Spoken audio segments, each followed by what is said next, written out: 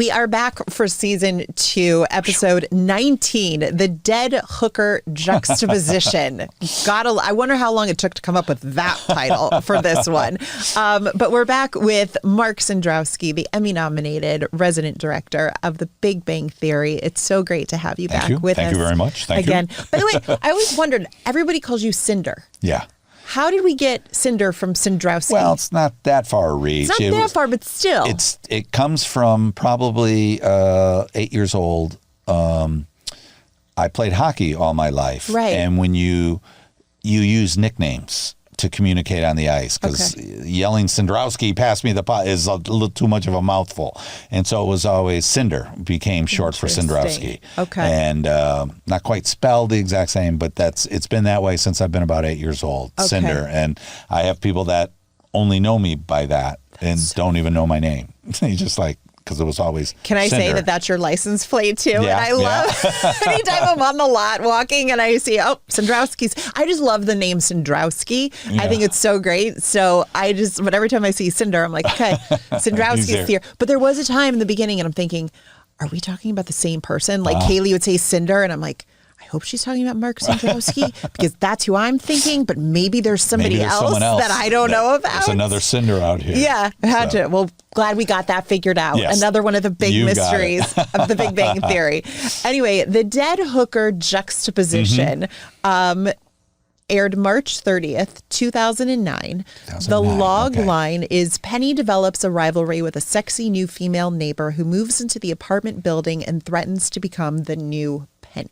Yes. If I were to just say The Dead Hooker Juxtaposition, would you be like, I directed that episode? Or would you have no idea? Some of the titles I can remember. Okay. One of the jokes we always did on our show was with my crew, with my ADs and stuff, we would end a show on shooting Tuesday night and we would come in Wednesday, we'd read and we'd start rehearsals, and then someone would say, if someone asked, what was last night's episode about? You'd get about 5 people looking around going, let me think, and trying to figure out, because you put it away. You just that show's over. Yep. And the mind closes off and we're on to the next one. And we would sit there and think, well, what were the sets? Who was the guest star? And it would take a while to figure out what that episode was. Yeah. And for us on stage, the titles are very tough because, some of the scientific stuff, I know because of the dead hooker part, not because of the juxtaposition. So you remembered the dead hooker. I remember the dead hooker. I was there for that one. That's a good title. That's a good title. I can remember that one. Okay, so what was it like for you when you rewatched this episode, when you were revisiting it? Because it's not one like the very, when you were here last time, we talked about the second episode of the series, which was your first one. Right. That was a big monumental moment. Right. But an episode like this, you're 20-something, 30-something episodes into your run on this show. Yeah. What memories come up for you when you were rewatching it? Well, rewatching it again, it's always surprising when I haven't seen something for a long time. Yeah. Because it jogs memories of that you forgot. Yeah. Completely forgot. And it was like, oh, that's right. There was an apartment above them, which is something that, because we've done episodes where they went up on the roof and were shooting something at the moon or looking at things. Kutherpali was up on the roof several times, or when Wolowitz got married, I think that was up on the roof and all that. And there was always that logic and the question, well, wait, there's a floor in between and there's got to be a stairway built to get out onto the roof and all that. And the whole logic of how that building was designed. And it was like, that's something I forgot about. I always thought, oh yeah, they weren't top floor. Right. There was an apartment above them. So was this a stressful memory to go back and rewatch this? Yeah, it was like, oh my God, that's right. I'd forgotten about that, but it was really well designed because it had the same bone structure of their apartment, but different enough. It was like, oh yeah, this is a different apartment. Yes, but it was weird. Isn't it weird to look at it? Like, very much wait, so. What? And the same time we did an episode, not this episode, but years when Johnny first met Jim. Yes. The apartment's completely empty. Yes. Like they're renting it or he's just rented it. And Sheldon's looking for a new roommate or whatever the reverse was. Yeah. But seeing a completely bare apartment was very jarring. Yes. It's upsetting. I get it. I get it. No. This is not home. Right. We're used to. There's a comfort level when we see this set, and the couch. 1,000%. So true. Near the start of this episode, we get one of those great scenes with Wolowitz and his mother, played by the late, great Carol Ann Susie. Yes. And I always wondered, I know sometimes she would be hiding behind something to do it. What was it like to direct those scenes? Because in this particular one, Howard, you don't see Howard either. He's in the house with his mother, and then the rest of the guys are outside on the patio, the porch. How do you direct a scene like that when you got half of them there, and then you're also dealing with the fact that you can't see the other two? Right. Well, it's not. It's funny because the rehearsal process, I wanted the actors to be aware, like Simon and Carol Ann, to be able to see them because they had to know how they were reacting for laugh holds because while they were yelling, you were sometimes getting the laugh, not just from what they were saying, but the laugh might be extended because I was cutting to a reaction of Sheldon. Oh, what are we going to do? And that would extend the laugh. And so they needed to be aware of what was going on. Both of them needed to be aware of what was going on with one another. Oh, okay. And then for the run-throughs, we'd put them behind and, just Carol Ann was just such a joy to have because at the table reads, as soon as you heard her voice, you would get a laugh, there would just automatically a laugh. Oh, I don't even care what she says, I've got to hear her voice. Right. And that often, her Howard was such a cutting line all the time. And it was oftentimes just, hey, set her up and let her go, and for her it was oftentimes it's like, but you got to listen because you might get an extra laugh that we haven't gotten all week just because the audience is going to be riding that, and a pause that you give might get a laugh that you weren't expecting. Right. So, and the audience, of course, wouldn't know that she was there in the scene because she would be hiding, I guess. Yeah. We wouldn't, we try to keep her in proximity. If she was supposed to be in the house, I'm sure we had her hidden on that side of the set. So the sound was basically coming from inside the house. Right. And so keep them both there. Yeah. Yeah. In this episode, we get another scene that starts in the lobby with furniture. And I swear I didn't have you back on for just, I realized this as I was watching. I was like, why did I pick this episode with another moving boxes scene for Mark He's Cendrowski? an expert on the lobby moves. Yes. He's so good. What can you tell us what were in those boxes this time around? Oh, that's funny. That Alicia was carrying. No, but we did the one, he shakes the box at one point. Yes. And it was like, well, we got to experiment. How are we going to make this sound just right? And the prop guys experimenting with putting different things in and go, oh, finally, that's the one. That's where we need to get to. Yes, exactly. For season 3, I'm going to have to find another furniture moving scene and be like, okay, that's the one I got to bring Mark in for. But this episode, we did have another actor who wasn't typically in the show. Right. The character of Alicia come in, and she was a big part of this whole episode. What was that like for you when new actors would come in? Because how does that change the dynamic of what the cast is doing and everything else? It's a great question because the cast, it is such a tight ensemble. Every guest actor that came in, part of my job was preparing them to, you've got to hit the ground running and you've got to be able to keep up. This is the way we do things. And you're not going to be able to throw a wrench into it and say, well, I do it this way and what I need to do this. It's like, no, you better keep that treadmill is going to be going a lot faster than you may think. And it starts at the table read and it starts in rehearsals and we'll rehearse a lot and stuff, but it's like, no, we're going. You got to know it. You've got to. And so that was a big part that I always prep people for. And actors were always, oh my God, you guys, it's impressed and astonished at like how well and how quick things got done. Yeah. And it was like, you gotta keep up. Right. And so that was my job. And she, Valerie, right, as I think that was the character's name. Yes. Or the actor's name, the actress's name, was great because she really encompassed the role. She knew what she knew what she had to be.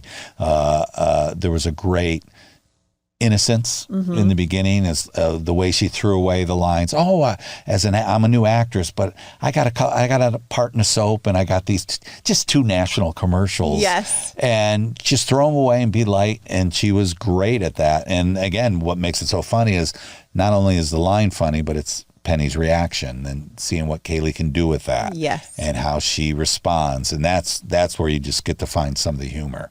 When they brought a new character in for an episode like this, when they were down to, let's say, the final 2 of who it could be, would you ever sit in those casting sessions or offer your opinions of who you thought might be the best? Here, I didn't have the time to do that. Okay. They usually the casting would happen the week before while we were while I was on stage doing a different episode. Right. And oftentimes, though, they would send down, we ended up going with so-and-so, and we'll send you the tape. She's great. Or he nailed it. This is, right. We've worked with him before. He'd be able to do this, no problem. Okay. And so it was a matter of talking with Chuck or Steve and the producers and Bill, or it's like, well, what do you expect?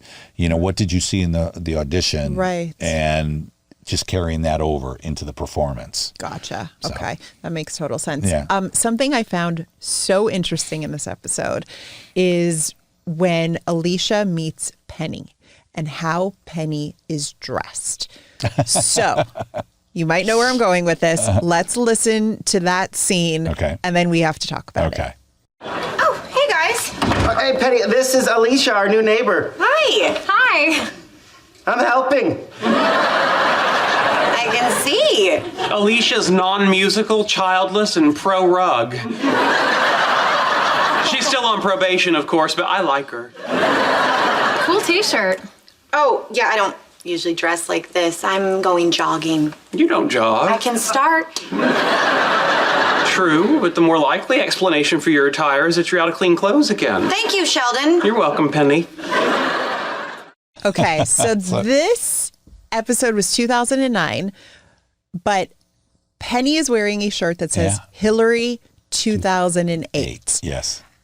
And I will never forget rewatching this episode for the book and thinking, oh my God, I don't remember on any sitcom when any character wore a t-shirt for a political candidate, because this is when Hillary Clinton, and she lost in the primaries to Barack Obama. Right.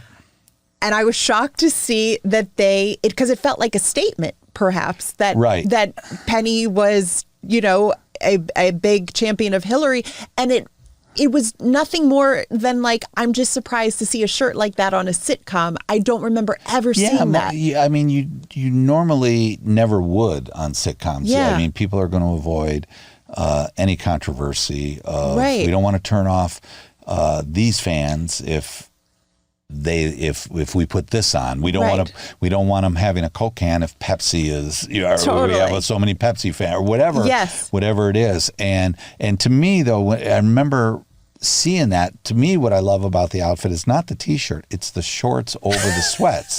To me is what really is so great about that. And honestly, knowing the character, I think by this point in the series, the end of the second season, you knew Penny enough that her character wasn't this hard statement and I'm so supportive and this is the way I am or whatever. It was like, oh, someone gave her this shirt. Yes. And I just threw it on. Yeah. But it happens to be the clean thing I have in the drawer. Did it surprise you when you were watching? Did. When I rewatched it had been a long time and it was like, wait, what year? And again, 2008. It's like, wait a second. Yeah. When did we shoot this? Yeah. Well, that seems so long ago. Right. And it also didn't feel like Penny would be a character to really be paying attention to a lot of politics. Right. Not at all. But I just got the biggest kick out of that when I was watching because I was like, oh my God, that's so funny. It's a funny thing. I imagine if you're just at home watching in a rerun and you're making dinner and you've got it on, and to see that, see this scene and go, oh, that's interesting. I don't remember that. Yeah. And it's not like we sprinkled it throughout the rest of the series and had little things. I remember just even, her being from Nebraska and watching the football game the one time, put her in a Nebraska jersey and her being, into the into the sports scene a little bit. And, you know, it's just sprinkled here and there. Yeah. And it was like, yeah, that's kind of true to the character. Mm-hmm.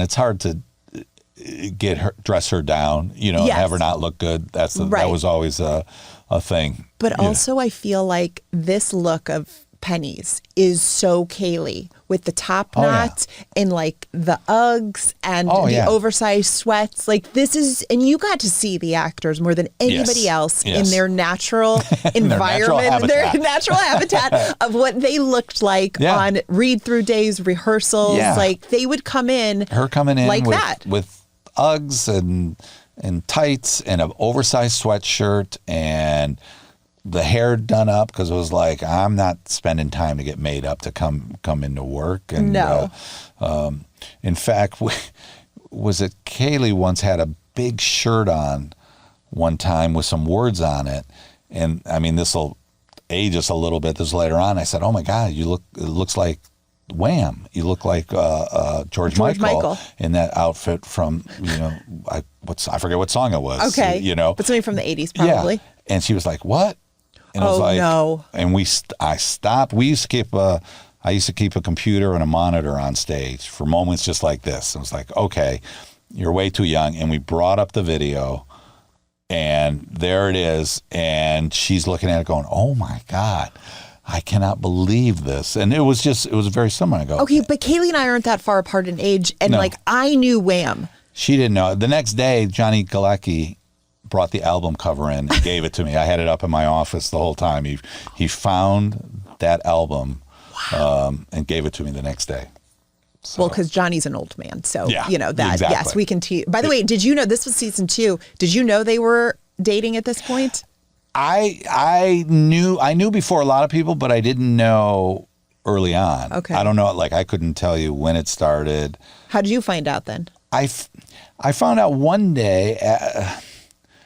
After a taping, or maybe it was a pre-shoot day, but they were out back. I think Johnny was having a cigarette, and they were out talking and hanging out. And I happened to be coming out and talked a little bit, and nothing was said or anything, but it was just sort of like, oh, that's interesting that they're hanging out here together. And then my AD confirmed it, you know, the next day or a week later or whatever. It was like, yeah, you know, no one knows, but they're doing it. It's like, oh, okay. Meanwhile, no one knows. Everybody had their own thing going. But and then when he says, yeah, no one knows, but it made sense. I was like, oh, okay. Then it's like after a surprise party, you look back at all the hints that you missed, or it's like, oh, that's why they were doing that. Oh, okay, now it makes sense. Now it makes total sense. Yeah, everyone's stories of how they found out is one of my favorite things to hear, because they all have a different story. Oh, yeah, and I'm sure. Is hysterical. They were very good at keeping. I mean,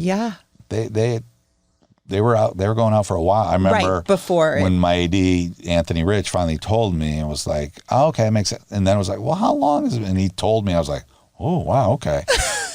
Didn't know that. Didn't expect that, you know. Anthony with the gossip. I love that so much. Okay.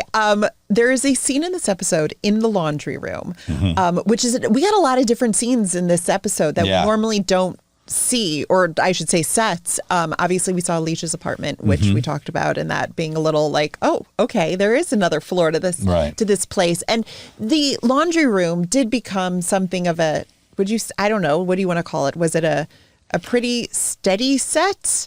Yeah, it would be a often used swing set. Okay. Would be a good way. You know, it was always fun because it was simple. Right. A very simple set, but it always gave you something to be active with, whether it was folding or sorting or putting detergent in, because it was just, as opposed to sitting on a couch and talking, or we're eating Chinese food, or we're doing this. It gave you something to be active with, which was always, I think, appreciated, certainly by me, but as a director, but also as actors, being able to convey something different while they're being physical with things. You just gave me an idea for a new game we should play with you. I think I should, next time you come on, I should come up with it, is how many times was this set used on The Big Bang Theory? Oh. I know somebody out there has like probably I'm figured sure this there out, has. how many times the laundry room was, but that should be the next game now. Okay. Is to see how Well, you have to make it. I have to give you a window. Yeah, kind like of. 0 to 5, 5 to 20, over 100. Okay. You know, something like that. All right, we'll work on that. I think that could That's be a good idea. That could That's be a a good fun one. game. That's a good quiz. How many episodes did Mark Cendrowski direct? That's what I should ask people. I don't even know that. No, I know, but I should ask Yeah. them to see what, like some might say 278. Right. What if Right. somebody said like 100 and you're Right. like, what the hell? Hey, are you watching the credits? What's going on Did I here? mean anything to you?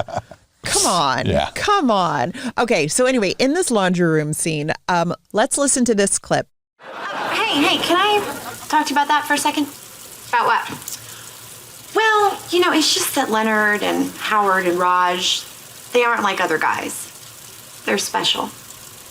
Okay, they're special. And? Let's see, how can I explain this? They don't know how to use their shields. Shields? Yeah, like in Star Trek when you're in battle and you raise the shields.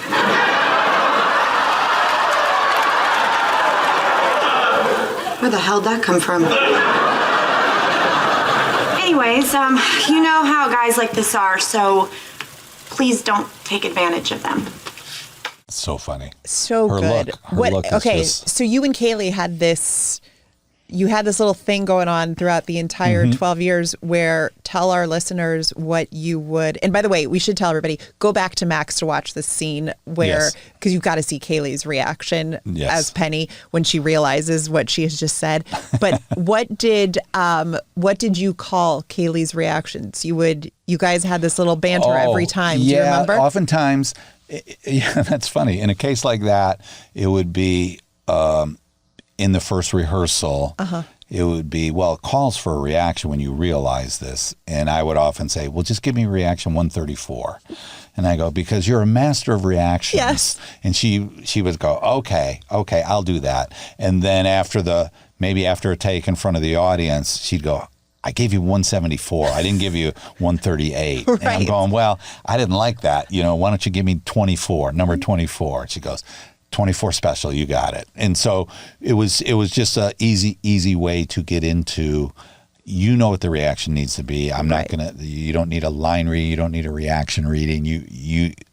There's a funny way to do, and I think I take it more in the surprise end, or take it as a jilted way, or take it in a scared way, or whatever it may be. And Right. it was again, you let the actor run with it. You point them in the direction and let them take the ball to the hoop. And it's like, you're not going to tell Kobe how to shoot. You just want to give him the opportunity to make the basket. Absolutely. I think she was even telling me, unless I'm getting this wrong, that when she was doing the flight attendant, you would text her or something and be like, I like that. That was reaction number 89 or something. I didn't realize, you haven't used number 420 in quite a while. Yes. I was glad to see it's still out there. Yeah.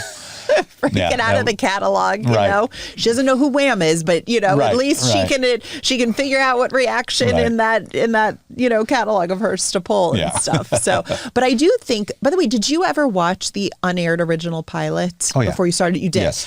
To me, this particular scene when Penny is telling Alicia that these guys are special, it is the exact reason of why Chuck and Bill wanted to change the original Katie character to a much more understanding, protective Penny character. Because to me, this is exactly how Penny was written in the unaired pilot of what this character Alicia is playing. If I'm making sense here and stuff. Did you pick up on that? Yes, I remember talking. Yes, because I remember after watching the original pilot. And I do remember talking to Bill about it, and Chuck saying, with the recast and redoing it, because they realized in front of the audience, you would hear when Jimmy and Johnny were in a scene with her together, they said it was a palpable feeling in the audience that they were scared for them. Yeah. That they wanted to protect these characters, Sheldon and Leonard. Yeah. And with her, they were worried for them. And they said it was very eye-opening. It was like, ooh, this is not what you want every Right. week. And going the other way with Penny, the way Kaley plays the character, kind of sums it up. They're very special, and she is protective of them, and she's the mother hen in a way of all of them, and is not going to let something happen to them like that. Yeah. So I would always say, like, this particular scene, if you ever want to know why the character originally called Katie didn't work, it's because the character was written like the Alicia character here. And then you see Penny standing up for them and protecting is them. Really the opposite. Yeah.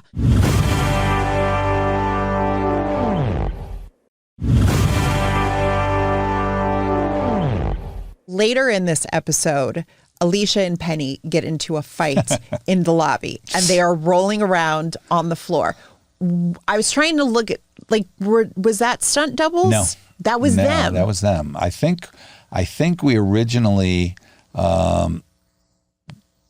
talked about, well, do we want to bring in doubles? Okay. And Kaley was the type, like, I could do this, which she was that type of actor anyway. The physicality. She rides horses. She plays tennis. Exactly. She can do it. I can do this. And I think what we did was we just brought out pads. I think we had a stunt person there to oversee, make sure the safety, because the first thing you see is them strolling and hitting the area where the mail was, below the mailboxes. And then once they get down, it was just a matter of keeping them active and not one dominating the other. And so it's a lot of rolling one and then rolling, then the other one gains the upper and then the other. There were no punches thrown. There was no, scratching or hair pulling. It was very physical. Come on, now's the time to reveal that, Mark. I had them do that on their own just to get into character, great. So they knew how to do it. Yeah. But it was just a fun scene to do. So it didn't make you nervous when you read that there was going to be some brawl? No. That happened a few seasons later when she actually did cut her face under the table. That was us doing a joke. Thank God it wasn't the other way around. No, where, I know. this scene came later and that was the scene that came first. Right, but did you have to choreograph at all of these? A little bit. I think, things like that you would want to do it because you need them. If you notice, if you watch the episode, the last shot is over them to our guys in the background. So you've got to make sure we end up at that spot. So in choreographing the fight, it's like, oh, great, come in, and banging into the table is a great way to amplify the fight and what's going on and whether we had something fall off or knock it and then bang and then because that allows you to then pull her down on top of you and it's like we need to end up here. Right. And so it was, you'd work it out as best you could. Okay. And the two actors have never talked to each other since. No, that's it. That was it. That was it. All right. You ready to play another game? Okay. Yes. You sure about that? No, but I'm going to do it anyway. Okay. What is this game now? Well, this feels appropriate because you did remember the Dead Hooker Juxtaposition. Yes. Not the juxtaposition part, but the Dead Hooker you remembered. So we are going to play a game called Real versus Fake Titles. Ooh, okay. Tell me which is the false title. Okay? Okay. So 3 of these are right. 1 of them is wrong. Okay. Out of 4. Okay. All right. A, the white asparagus triangulation. I remember that one. B, the spaghetti catalyst. C, the prosecution manipulation.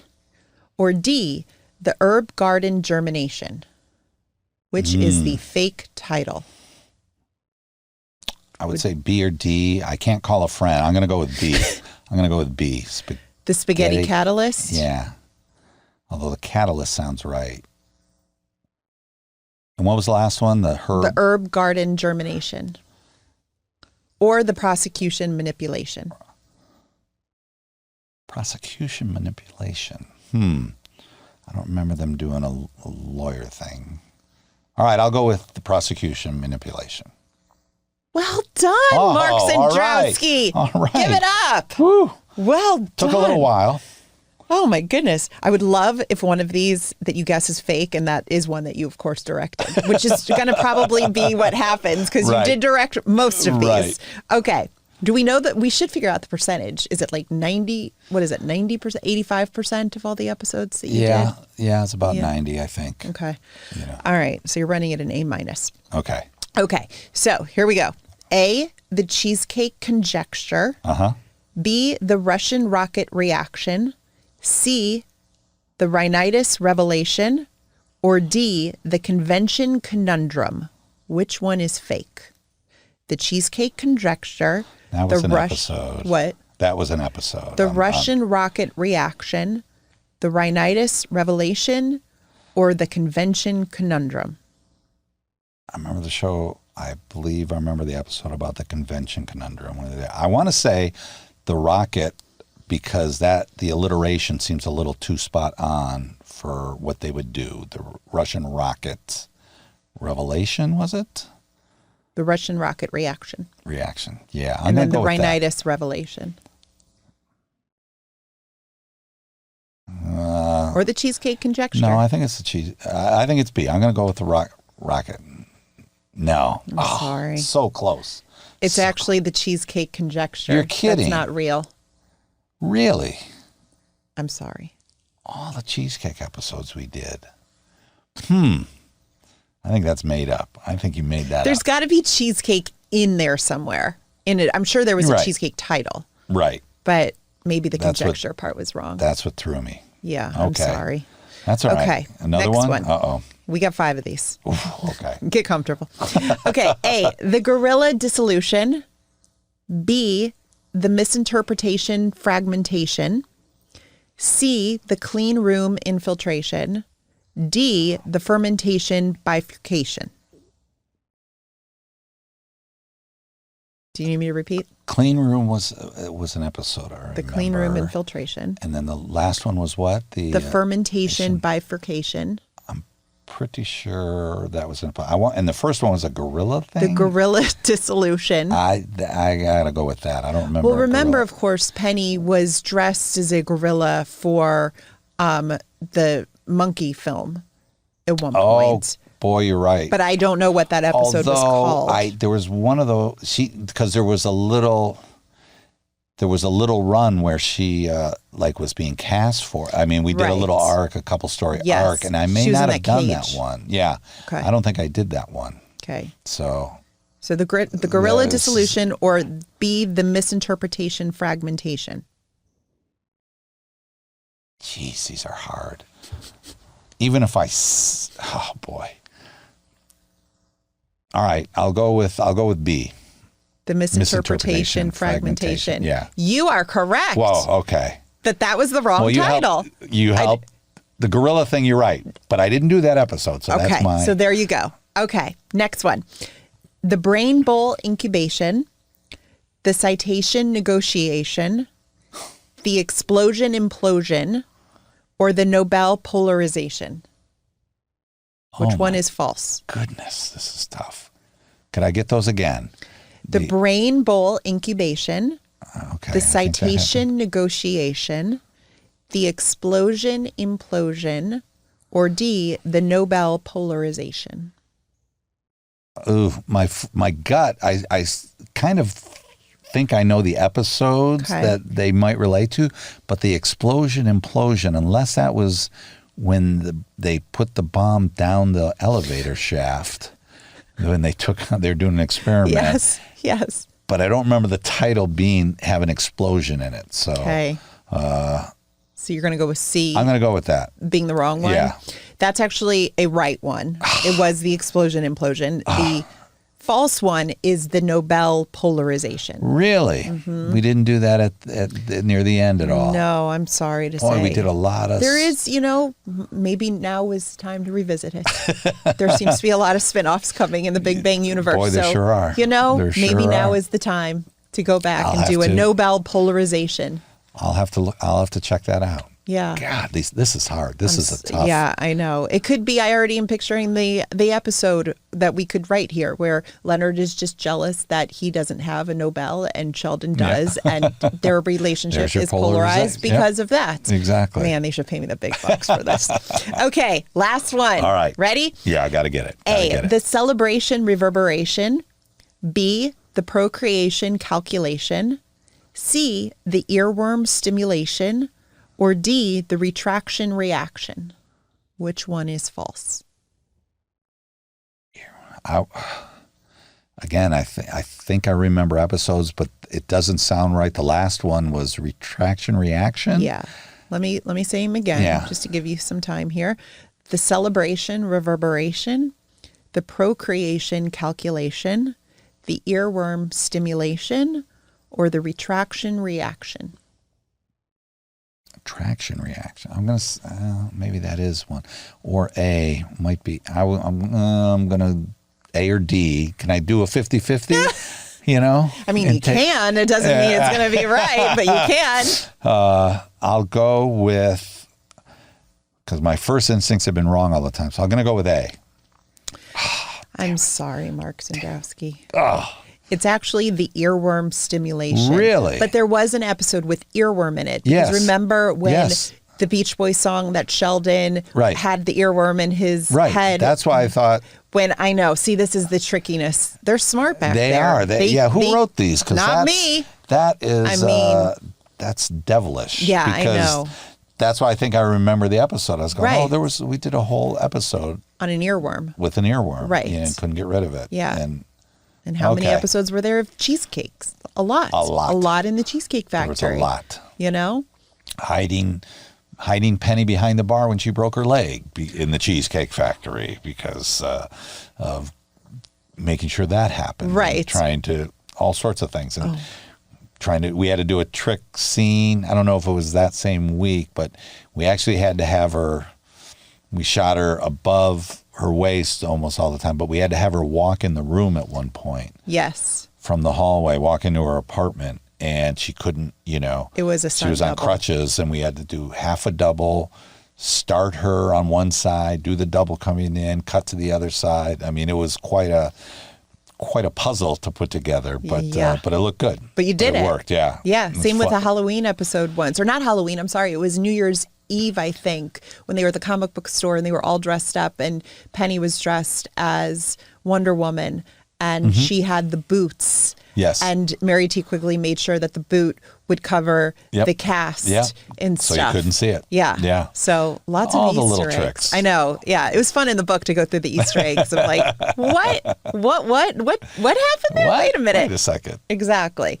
Well, you are a pleasure to have on as always. Can't thank wait you. for the next episode with you if you'll come back and join us. I will definitely come back. All right. Well, we have it on the record now. I'm going to now study, though, now that I know I'm not doing well at these quizzes. Well, you know the next game already. I've already I think that's a good idea. been very upfront with you.